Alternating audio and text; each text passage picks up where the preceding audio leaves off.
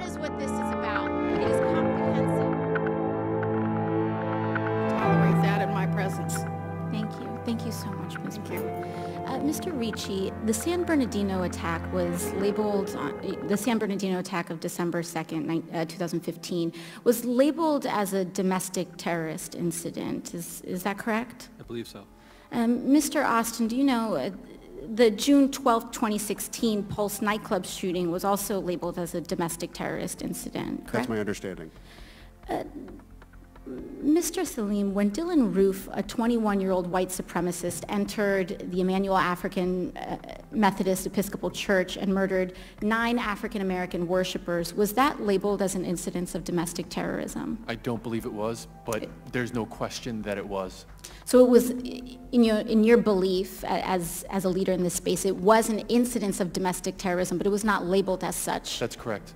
Was the white supremacist shooting at Pittsburgh Tree of Life Synagogue labeled as a domestic terrorist incident?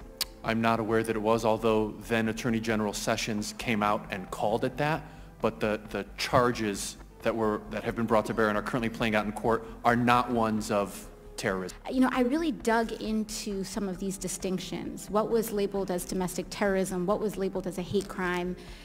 As much as I tried to dig in and explain, I could not help but feel and see that attacks committed by Muslim Americans were almost automatically labeled as domestic terrorist incidents, yet white supremacist shooting after shooting after shooting is not.